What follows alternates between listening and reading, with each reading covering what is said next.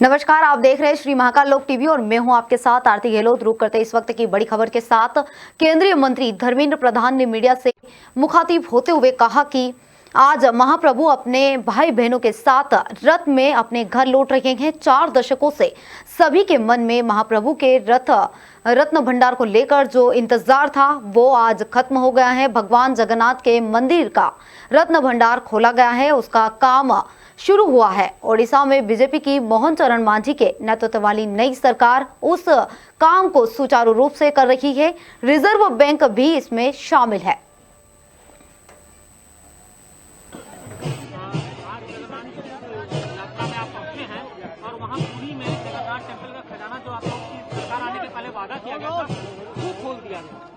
जय जगन्नाथ। आज महाप्रभु जी के अपने तीनों भाई बहन को लेके, सुदर्शन भगवान को लेके फिर आज रथ में अपने घर लौट जाएंगे। मौसी के घर आज तक रहे हो, इसलिए आज इसको बाहुड़ा यात्रा कहा जाता है, वापसी यात्रा है आज। और इस बार तो उड़ीसा में महाप्रभु के आशीर्वाद में जो बहुत दिनों से बंद पड़ा था, उनकी चारों द्वार, चारों कबाट उनके जो बंद था, 3 उसमें बंद था, उसको भी खोला गया है। और सबके मन में 4 दशकों तक जो इंतजार था महाप्रभु की रत्न भंडार खोलनी चाहिए।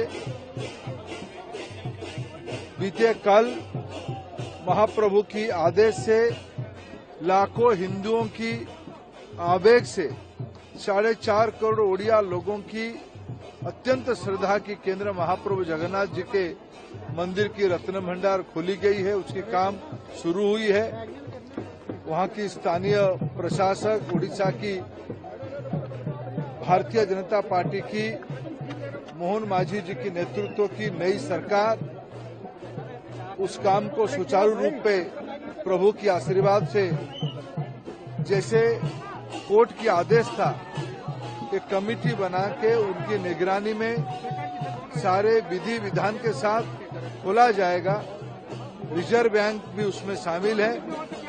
सारे लोग मिलकर महाप्रभु की इच्छा को पूरा कर रहे हैं। इस साल की रथ यात्रा और बाहुड़ा यात्रा इसके लिए लंबे समय तक याद रखा जाएगा।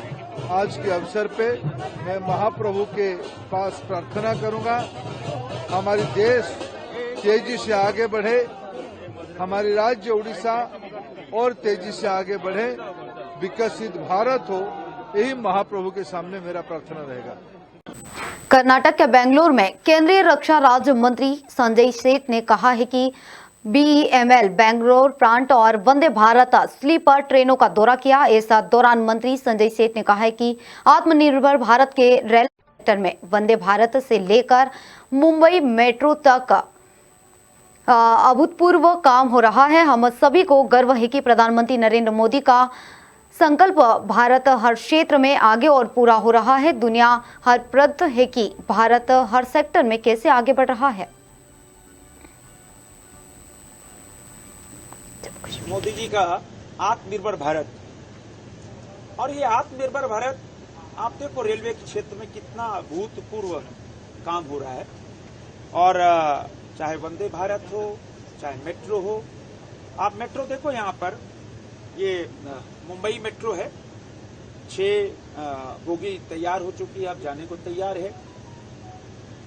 और यह आत्मनिर्भरता हर क्षेत्र में, चाहे आप कोई भी सेक्टर देख लो, भारत आत्मनिर्भर हो रहा है। और आत्मनिर्भरता से देश आत्मनिर्भर हो रहा है, देश आगे बढ़ रहा है। हम सबको गर्व है कि प्रधानमंत्री नरेंद्र मोदी जी का वो संकल्प कि भारत आत्मनिर्भर हर क्षेत्र में हो, और हर क्षेत्र में जो प्रगति हो रही है, देश नहीं दुनिया आज प्रधानमंत्री मोदी की ओर देख रही है। मोदी मतलब डेवलपमेंट, मोदी मतलब देश की आत्मनिर्भरता। और आज दुनिया हतप्रभ है कि हर सेक्टर में देश कैसे आगे बढ़ रहा है। यह है मोटिवेशन और यह है नेशन फर्स्ट। और प्रधानमंत्री नरेंद्र मोदी जी के प्रयास से, और हम कह सकते हैं रेलवे के क्षेत्र में अश्विनी वासनिक जी ने जो काम किया है, देश निश्चित रूप से एक कॉम्प्लीमेंट दे रहा है। मैं यहाँ के अधिकारियों को, कर्मचारियों को बहुत धन्यवाद और बधाई दूंगा। जम्मू कश्मीर के कुपवाड़ा में बीते कल सुरक्षा बलों ने केरल सेक्टर में नियंत्रण रेखा पार घुसपैठी की एक कोशिश को नाकाम किया है और अब भारी संख्या में हथियार समेत अन्य युद्ध सामग्री को बरामद किया, जिसको लेकर ब्रिगेड कमांडर NR कुलकर्णी ने बताया है कि पिछले कुछ हफ्तों से कुपवाड़ा जिले के केरन सेक्टर में मौजूद कई लॉन्च पैड में आतंकवादियों की मौजूदगी होने के संबंध में विभिन्न खुफिया एजेंसियों से सूचना मिली थी, जिसे नाकाम करने पर अब कामयाबी मिली है। पिछले कुछ हफ्तों से कुपवाड़ा जिले के केरन सेक्टर के सामने मौजूद कई लॉन्च पैड में आतंकवादियों की मौजूदगी होने के संबंध में विभिन्न खुफिया एजेंसियों से सूचना मिली है। इसी मुखपृष्ठ में मुख्य रूप से आतंकवादियों के घुसपैठ की योजना बनाने का सामान्य रूप से ये कारण है कि वो सामान्य स्थिति और विशेष रूप से अमरनाथ यात्रा को बाधित करने के उद्देश्य से भीतरी इलाकों में तोड़फोड़ और विध्वंसक गतिविधियों को अंजाम दे सके। इसीलिए पिछले कुछ हफ्तों से नियंत्रण रेखा पर और उसके आगे के क्षेत्र में हमारे सैनिकों का आक्रामक रूप से दबदबा रहा है। 12 जुलाई को हमारे खुफिया एजेंसी द्वारा विशेष सूचना दी गई थी, जिसे बाद में जम्मू कश्मीर पुलिस द्वारा भी पुष्टि किया गया कि विदेशी आतंकवादियों की एक टोली केरन सेक्टर के माध्यम से घने जंगल और नालों के किनारे घनी झाड़ियों का लाभ उठाकर घुसपैठ करने की कोशिश कर सकते हैं। इसी अनुसार पूरे क्षेत्र की निगरानी बनाए रखने के अलावा घुसपैठ के ज्ञात मार्गों पर 13 और 14 जुलाई की रात से सेना, BSF और JKP द्वारा संयुक्त रूप से कई घात या एम्बुश लगाए गए थे। पूरे क्षेत्र में 24 घंटे सैनिकों द्वारा हाई अलर्ट बनाए रखा गया था। 14 जुलाई को लगभग 1500 बजे नियंत्रण रेखा के पार पाकिस्तानी सेना के नियंत्रण वाले क्षेत्र में 3 आतंकवादियों की गतिविधि देखी गई। कई उच्च तकनीक वाले निगरानी उपकरणों का उपयोग करके आतंकवादियों की गतिविधि पर लगातार नजर रखी गई। घने जंगल और खराब मौसम का लाभ उठाते हुए आतंकवादी नियंत्रण रेखा के पार घुस गए और बाढ़ की ओर बढ़ने लगे। बढ़ते अगली खबर की ओर। दिल्ली में बनने वाले केदारनाथ मंदिर पर ज्योतिमठ के शंकराचार्य स्वामी अभिमुक्तेश्वरानंद ने कहा है कि केदारनाथ में सोना घोटाला हुआ है, उस मुद्दे को क्यों नहीं उठाया जाता है। वहां घोटाला करने के बाद अब दिल्ली में केदारनाथ बनेगा और फिर एक और घोटाला होगा। केदारनाथ से 228 किलो सोना गायब है और कोई जांच शुरू नहीं हुई है। इसके लिए कौन जिम्मेदार है? अब वे कह रहे हैं कि दिल्ली में केदारनाथ बनेगा, ऐसा नहीं हो सकता। आप पत्रकार लोग क्यों नहीं उठाते हो? तो जब वहाँ पर घोटाला हो गया तो अब आप दिल्ली में केदारनाथ बना लोगे, वहाँ पर फिर दूसरा घोटाला करोगे। 228 किलो सोना केदारनाथ से गायब कर दिया गया।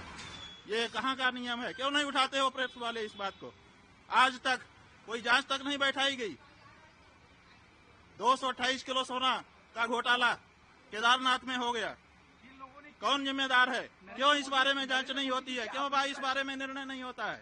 और अब आप कहेंगे हम दिल्ली में ही केदारनाथ बना लेंगे, ये नहीं हो सकता। नरेंद्र मोदी जी से आपने कल मुलाकात की, उनको आशीर्वाद दिया कल?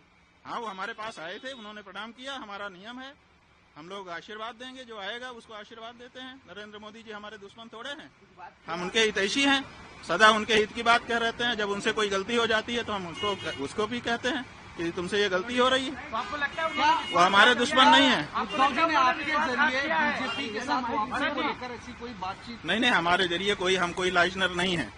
हमको श्रद्धा पूर्वक उन्होंने बुलाया था। हम, जैसा कि हमारा नियम है, श्रद्धा से बुलाने पर जाते हैं।